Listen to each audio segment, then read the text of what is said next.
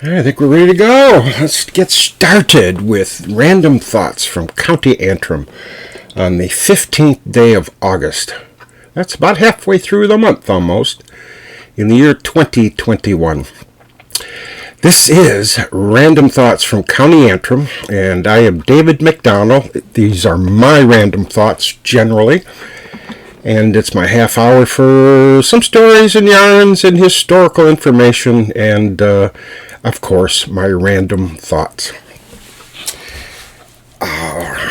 Which I'm going to start out with something random. I went to a county fair yesterday. And I have to confess, that is the first time I had ever gone to a county fair. I grew up in a county in southeast Michigan that I think had over 2 million people. The region had even more than that. And a county fair in the old traditional sense just was not a thing that was on my radar, certainly growing up or when I was raising kids. I did go to the Michigan State Fair once.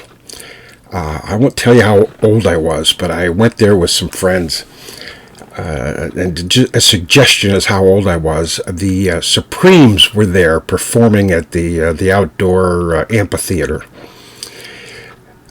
Diana, Flo, and Mary. Wonderful concert. I still remember it.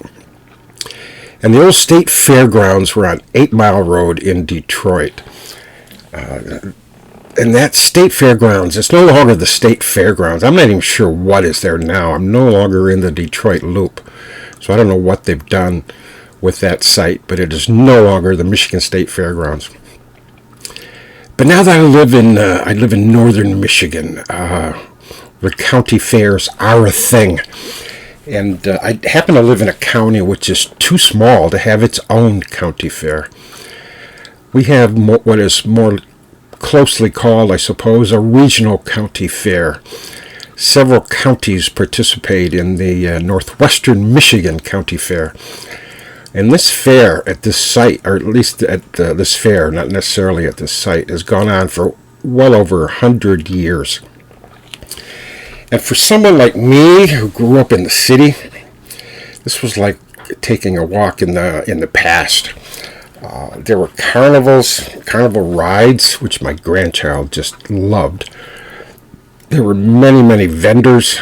And they sold items, many of them sold items which I think technically were food, although I have my doubts on some of them. They sold elephant ears, deep-fried Oreos, corn dogs, and turkey legs from turkeys. It must have been enormous turkeys because the turkey legs were enormous.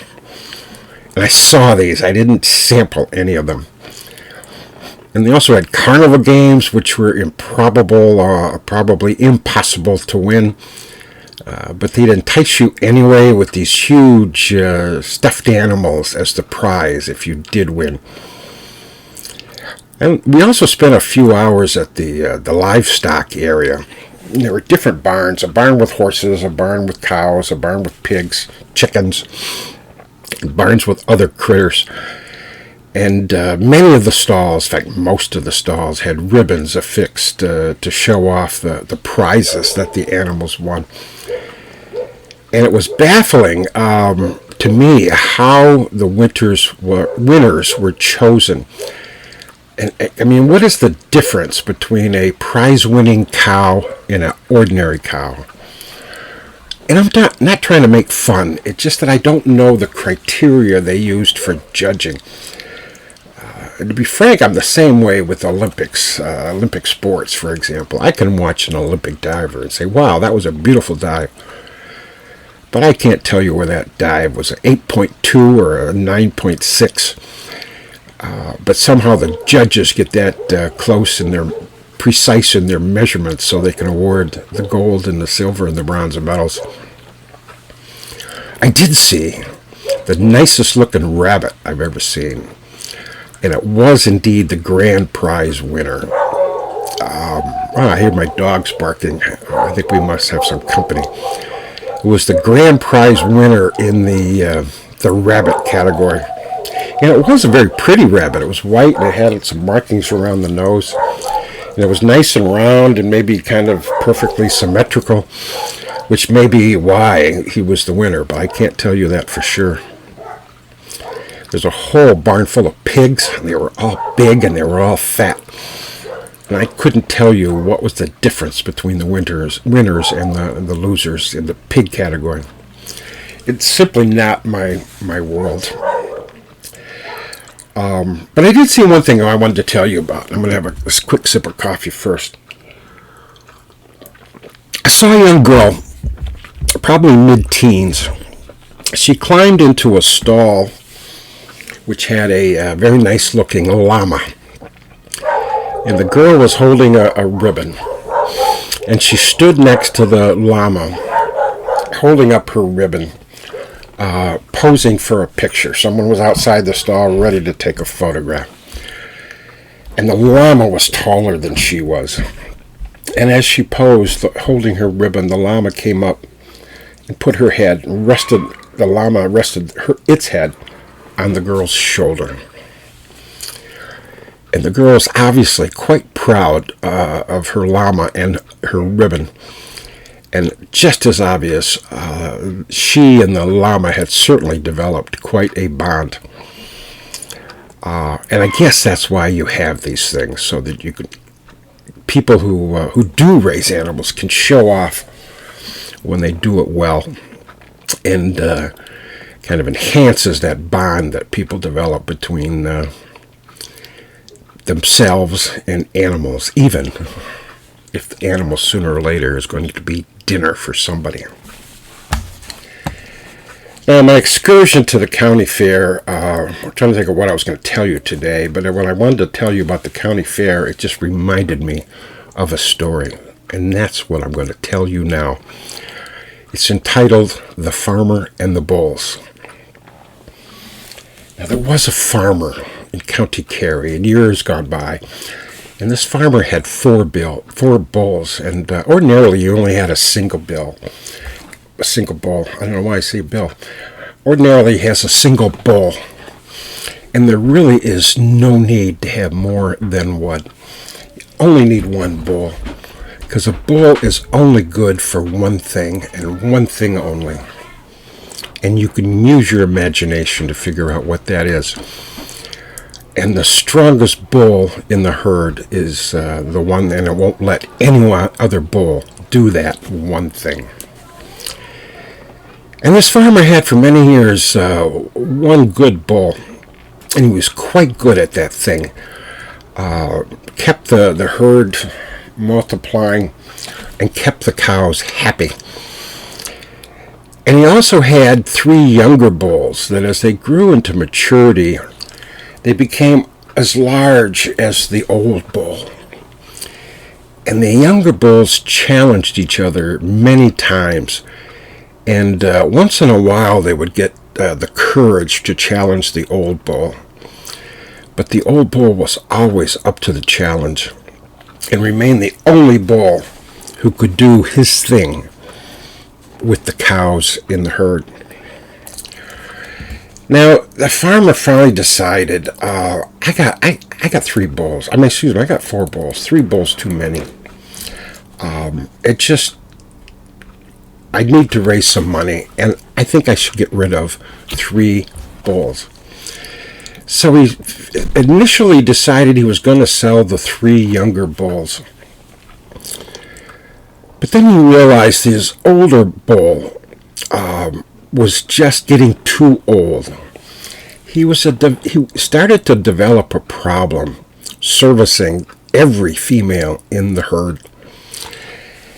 And this story takes place before there were things like Viagra for humans, and certainly before the days of any kind of bovine erectile dysfunction. So the farmer didn't know what to do with the old bull, and he finally decided what he's going to do is keep one of the younger bulls and sell the old bull. And so that's what he decided to do. Now, the farmer did some market research. He was checked with neighbors. He looked in the weekly newspaper to determine the value, the worth of a bull. And with this research, he figured out that each of these bulls each of those 3 bulls was worth about 20 pounds. That's pounds sterling, which was the currency of the day in County Kerry. Now, a nearby village had a farmer's market, which much like our county fair, but the farmer's market was every other Saturday.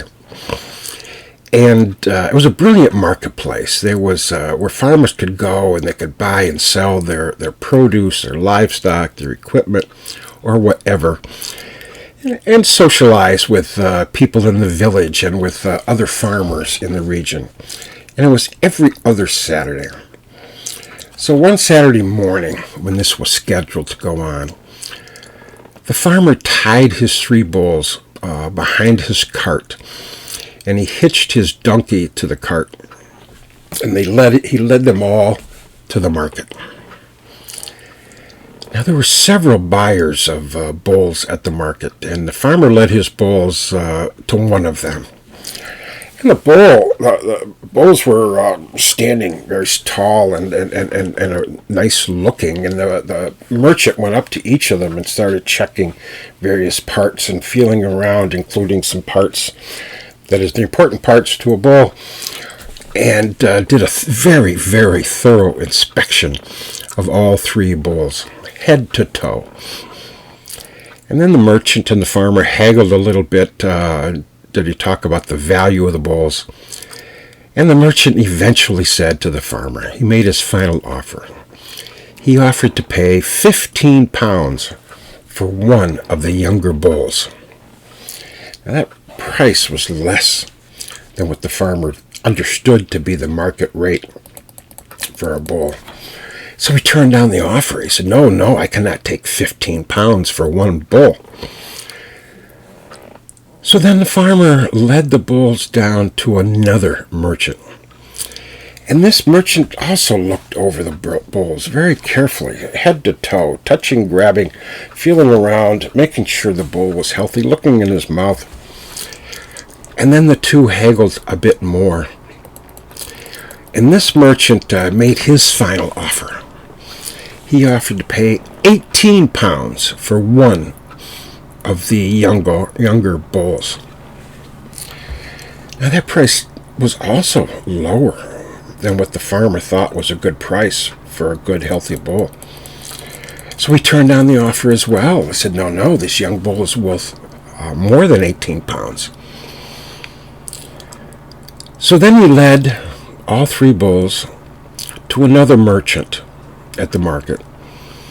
And this merchant did a similar inspection of all 3 bulls, head to toe.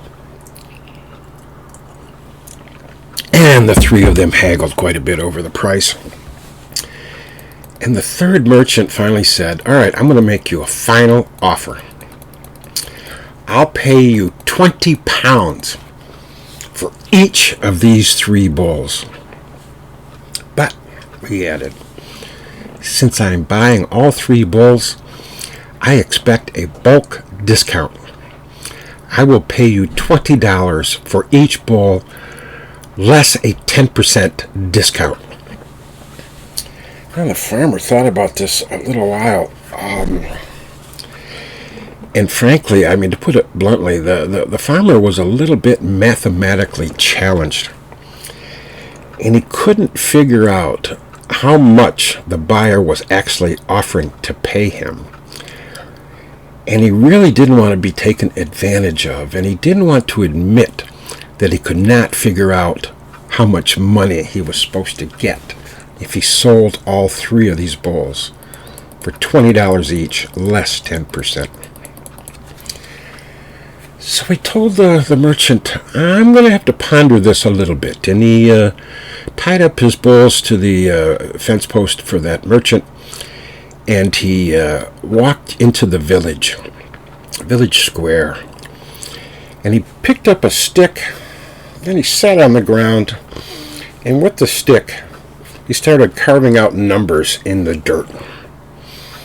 He carved out the mathematical equation and tried to figure out how much money would he make if he sold the 3 bulls to the 3rd merchant. The equation didn't work out, so he just kind of brushed it aside and then tried it again, and that didn't work out. And he brushed that aside, and he was becoming baffled. Several times he tried this without success. And frankly, it was the 10% discount that made the problem so difficult for him. So then he looked around for someone who looked smart enough to figure out the answer. And then he saw a young woman walking in the village square. And she was a very, very attractive woman, very well dressed. She wore a long dress with a hoop skirt, which was the fashion of the time, and very tight bodice. And she had this huge hat, tilted to one side. It's not attractive for me, but it was attractive for her. And the hat was decorated with long feathers of some exotic bird, which the farmer did not recognize. And she wore a fairly modest amount of makeup and jewelry, but she had these hoop earrings. They were huge. The farmer thought a rabbit could probably jump through those earrings. They were just a hoop, but was just so round and large. And she carried a parasol, and she walked into the square with just this air of confidence. And as the farmer watched her approach, he said to himself as he watched her, he said, "This is a woman who is well educated and sophisticated, and she can probably help me." So the farmer stopped the woman. He said, "Kind lady, I have a problem, if you would excuse me, but I have a question, and perhaps you have the answer." And the woman replied, "Well, certainly, kind sir. What is your question?" And the farmer then asked, "If I gave you 20 pounds times 3, less 10%, how much would you take off?" "Oh," the woman said, "for that sum, sir, I would take off everything, all the way up to my earrings." And that's the story of the farmer and the bull. I didn't have that kind of encounter at the county fair yesterday, but it might have been fun if I did. But that was the story I was reminded of at the county fair when I saw all the livestock. Now, that's the kind of story I tell at a pub or wherever I have an adult audience. I mean, it's certainly not X-rated or even R-rated, but a little risque, and it's not the kind of story I tell in front of kids. And I typically do not tell stories like that at Irish festivals because they're typically young people in the audience. And I think I referred to this story in an earlier podcast because I think I told you a time I was at a festival and I did a set. I had a 1-hour set, and I did my set, and I was down to the last 5 minutes or whatever, and I had time for one more story.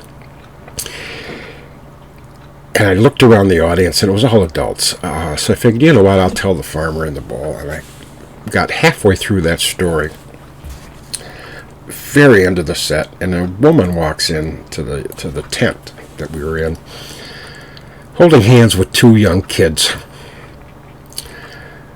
So I'm halfway through the story, and as I'm continuing saying the story, I'm thinking, gosh, what do I do now? Do I stop? Do I change the story somehow? And how do I change the story? And eventually I decided, well, I'm this far, I just have to continue telling the story, and so I did. And we got done, had a nice laugh, and the set was over, and I stood around and talked to a lot of people after the set. And I then went up to the woman with her 2 kids, and I told her what had happened, that I hadn't planned on telling that story. And I apologized for that story when she came in with the 2 kids. And she laughed. She said, "That's okay. There are no problems at all." And she said, "I will tell you, though, after your story, my son looked at me and said, 'Mom, I don't get it. So maybe the story was appropriate enough for that kind of audience, if the kids didn't get it. Hey, that's the end of my podcast. It's a little shorter than some of them, but that was the only story I wanted to tell you today. I will encourage you to support your local authors, support your local artists, support people that are trying to scratch a living in our world. And one way you can do that is to buy my books. Buy The Horse of Guinness and or Clandonnell, A Story History of Ireland. And I'm working on book number 3. I'm not going to announce that yet. I've been making good progress, and I really like the way it's shaping up. There's some things I got to do differently, but I've got the plot outline done, the characters done in my head, and I'm about a third of the way done in the actual writing. And I'm going to have to do some shifts and turns here in writing. I'm going to have to do some serious editing. So I'm not by any means a third done, but it's been fun. It's fun to get the juices flowing again and writing something serious again. So I'll someday have 3 books to sell, and then you'll really have to buy one of my books. But take a look at my website, clandonnell.net. Send me an email at clandonnell@gmail.com. Like and share my Facebook page. And certainly like and share this video, if you will. Be so kind. We still have another week or two, session or two podcast in August. I still have my festival. I'm going to Indianapolis in September. I started this thing as a pandemic lockdown kind of weekly podcast. I haven't decided yet if I'm going to continue this beyond September, but we shall see. We'll see how things go. And I got to tell you, though, I'm not optimistic. This Delta variant is nasty. So we shall see how long we continue the podcast. But in the meantime, thank you for watching, and goodbye.